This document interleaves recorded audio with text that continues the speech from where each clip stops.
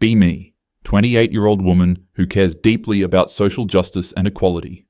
Work as a marketing coordinator for a non-profit that focuses on community outreach. Spend most of my free time engaging in meaningful conversations about systemic issues and advocating for marginalized voices. Have always prided myself on being progressive and enlightened about important topics. Especially passionate about mental health advocacy and breaking down harmful societal expectations. Regularly share thoughtful posts about the importance of emotional vulnerability and seeking help. My social media feeds are full of resources about therapy, self-care, and supporting those who are struggling. Friends often come to me for advice because they know I'm well informed about these issues. Feel like I'm making a real difference by raising awareness and challenging toxic norms. Have a younger brother named Nolan who's 24. We used to be really close growing up, but drifted apart as adults. He's always been the quieter, more introspective type compared to my outgoing personality. Works as a software developer, keeps to himself mostly, lives about an hour away in his own apartment. We'd see each other at family gatherings and text occasionally, but nothing too deep. About 3.5 years ago, Nolan started seeming different. Noticed he looked thinner, seemed tired all the time, would make excuses to leave family events early or sometimes not show up at all. Mum kept asking if I knew what was wrong with him. Honestly thought he was just being dramatic or going through some quarter-life crisis phase. Figured he'd snap out of it eventually, like most people do. One evening in late fall, Nolan called me out of nowhere. Hadn't heard from him in like 2 months, which wasn't unusual, but his voice sounded weird, shaky almost. Said he needed to talk to someone and asked if I had time. Was in the middle of preparing a presentation for work about inclusive language practices, but figured I could multitask and listen while I worked.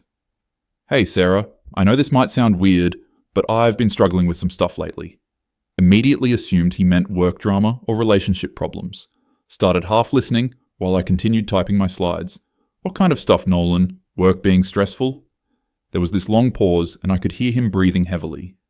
No, not work. It's more like, I don't know how to explain it. Could tell he was having trouble getting the words out. Thought he was being overly dramatic about whatever minor issue he was dealing with. He started explaining how he'd been feeling really overwhelmed and scared about everything. Said he couldn't sleep most nights and felt this constant sense of dread.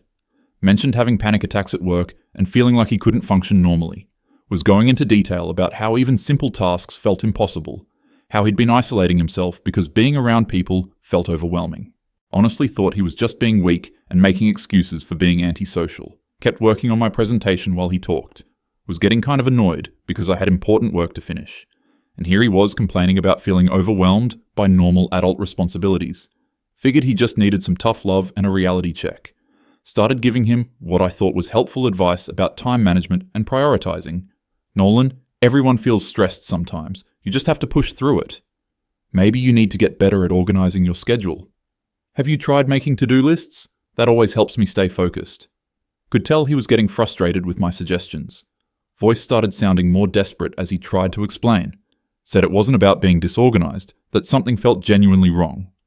Mentioned he'd been researching symptoms online and thought he might have depression or anxiety. That's when I really started getting irritated. Felt like he was trying to self-diagnose with trendy mental health terms.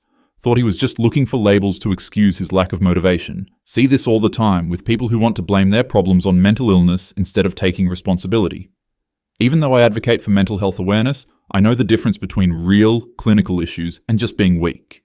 Look, Nolan, I know everyone likes to throw around terms like depression and anxiety these days. But you can't just use those as excuses every time life gets a little challenging. Sometimes you need to just man up and deal with your problems instead of wallowing. Told him he was being weak and that he needed to stop making excuses. Said he should focus on building resilience instead of looking for reasons to avoid responsibility. Suggested he start exercising more and maybe read some self-help books. The silence on the other end of the phone was deafening. Could hear him breathing, but he wasn't responding to anything I was saying. Figured my tough love approach was finally getting through to him. Thought he was processing my advice and realizing I was right. Nolan, are you still there? His voice came back completely different, flat and cold. Yeah, I'm here. Thanks for the advice, Sarah. Said he had to go and hung up before I could respond. Didn't think much of it at the time. Assumed he was embarrassed that I called him out on his victim mentality. Figured he'd come around once he started taking my suggestions seriously. Went back to working on my presentation about supporting marginalized communities. Felt good about giving him the reality check he needed. Days turned into weeks and didn't hear anything from Nolan. Mum asked if I'd talk to him because he wasn't returning her calls either. Told her he was probably just going through a phase and needed space. Assured her that I'd given him some good advice and he was likely working on himself. Didn't mention the specifics of our conversation because I didn't want her to worry unnecessarily. Christmas came and Nolan didn't show up to family dinner. Said he was sick and couldn't make it. Mum was really worried, but I convinced her he was probably fine. Told her he was just being antisocial and would come around eventually. Spent the holiday talking about my work with the non-profit and recent advocacy campaigns I'd been involved in. Months passed and still no contact from Nolan. Occasionally would see him post something generic on social media, so knew he was alive. But he never responded to my messages or calls. Started getting annoyed that he was holding a grudge over me trying to help him. Felt like he was being immature and punishing me for caring enough to give him honest feedback. Meanwhile, my advocacy work was going really well. Had started a monthly discussion group about mental health stigma and toxic masculinity. Regularly posted about the importance of men being allowed to express emotions.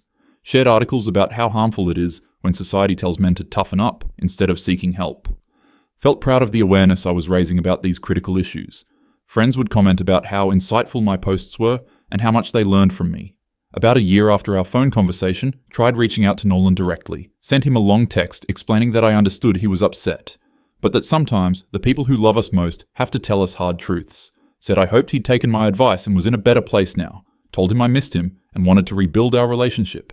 Message was read but never got a response. Tried a few more times over the next couple years. Birthday messages, holiday texts, casual check-ins. Everything was always read but never answered. Started feeling hurt and confused about why he was cutting me out so completely. Thought maybe he was dealing with some deeper issues that I didn't understand, but still believed my advice had been sound even if my delivery was harsh. Mum would occasionally update me about Nolan. Apparently he'd started seeing a therapist and was doing better.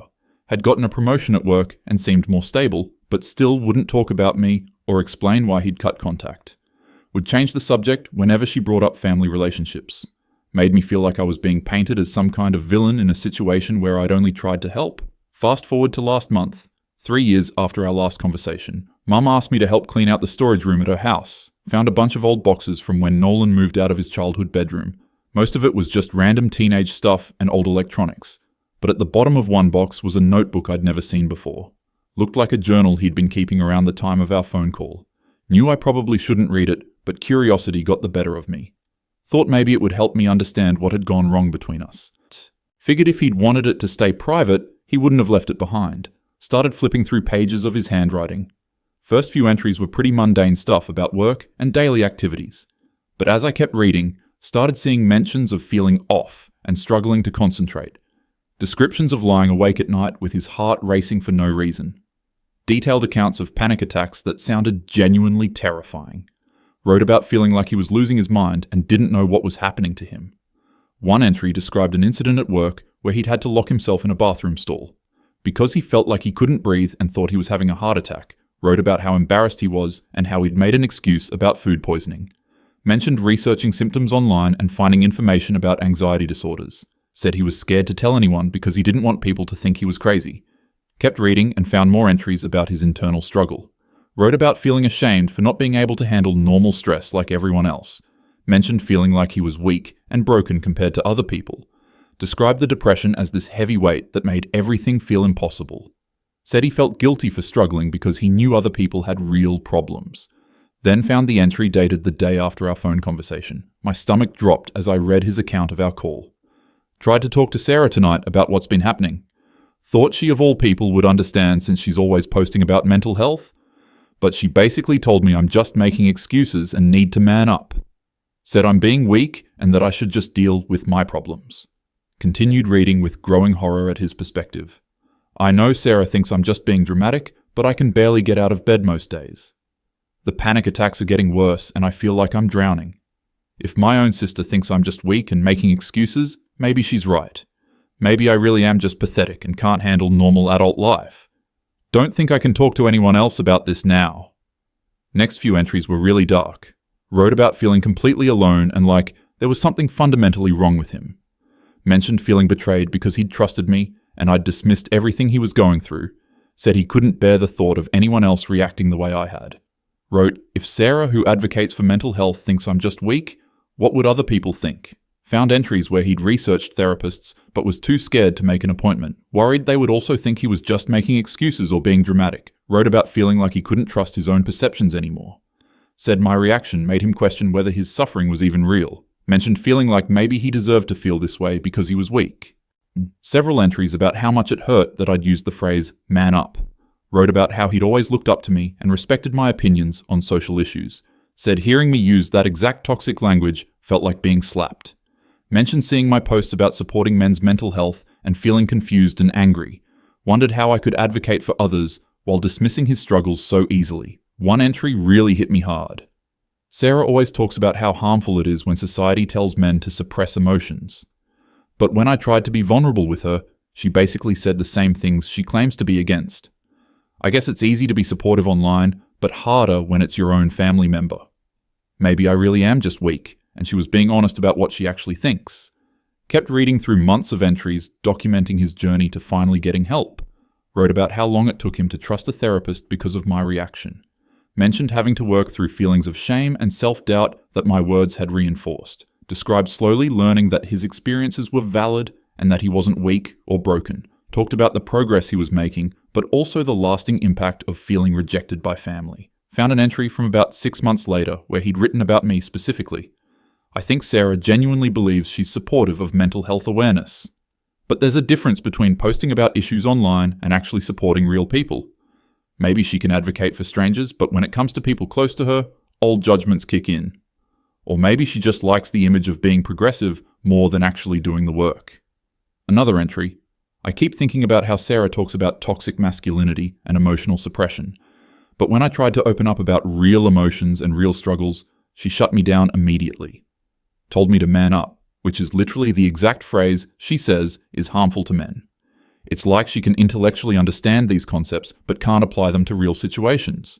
One of the last entries about me was devastating.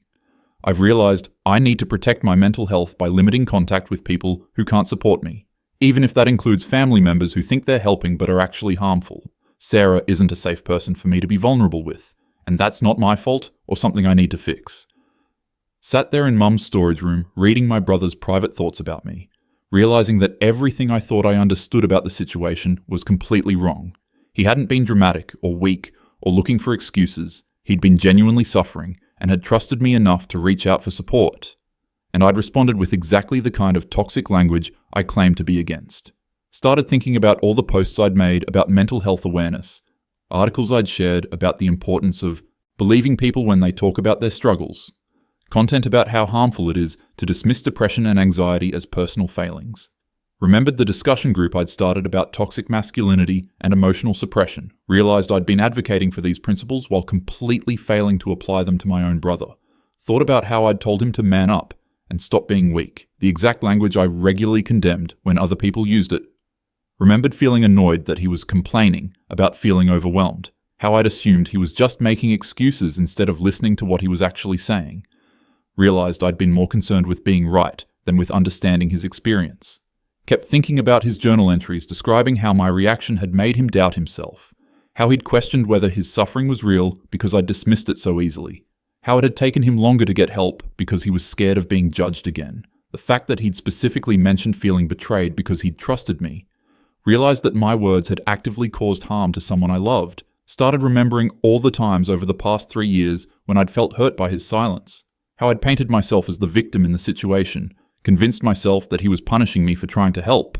Never considered that my help had actually been harmful and invalidating. Realized he'd been protecting himself from further damage, not punishing me. Thought about all my advocacy work and how passionate I'd been about these issues. Realized there was a huge gap between my intellectual understanding and my actual behavior. Had learned the right language and concepts about mental health and toxic masculinity. But when faced with a real situation involving someone close to me, defaulted to harmful judgments. Understood that posting about issues online was different from actually supporting people in real life. Started seeing how my reaction had been influenced by unconscious biases I thought I'd overcome. How I'd expected Nolan to handle his problems the way I would handle mine. Hadn't considered that different people have different capacities and challenges. Realized I'd been more concerned with maintaining my image as someone who has it together than with empathy. Saw how my privileged position of not struggling with mental health issues had made me judgmental. Thought about how I'd specifically used the phrase man up despite knowing how harmful that language is. Realized I'd been perpetuating the exact toxic masculinity I claimed to be fighting against. Understood that I'd reinforced societal messages that men should suppress emotions and handle problems alone. Saw how my reaction had confirmed his fears about being judged for showing vulnerability. Realized I'd contributed to the very problem I thought I was advocating against. Kept thinking about his description of feeling betrayed, specifically because he'd trusted me. Remembered how he'd mentioned my social media posts about mental health. Realized he'd reached out to me partially because he thought I'd be understanding and supportive. Understood that my hypocrisy had been especially painful because of my public stance on these issues. Saw how I'd failed him not just as a sister, but as someone who claimed to care about these causes. Started understanding why he'd cut off all contact instead of trying to explain or argue. Realized that my reaction had probably felt so invalidating and harmful that protecting himself was the priority. Thought about how much courage it must have taken for him to reach out in the first place. Understood that my dismissive response had likely felt like confirmation of his worst fears about being judged. Saw why he wouldn't want to risk being vulnerable with me again. Sat there feeling the full weight of how badly I'd messed up.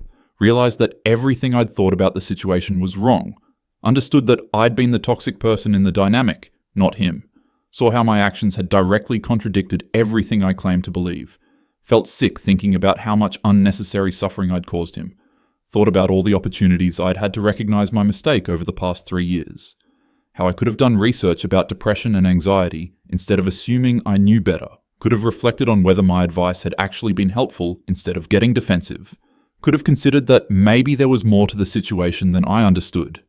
Realized I'd been too proud and self-righteous to consider that I might have been wrong. Started thinking about how this reflected on my advocacy work in general.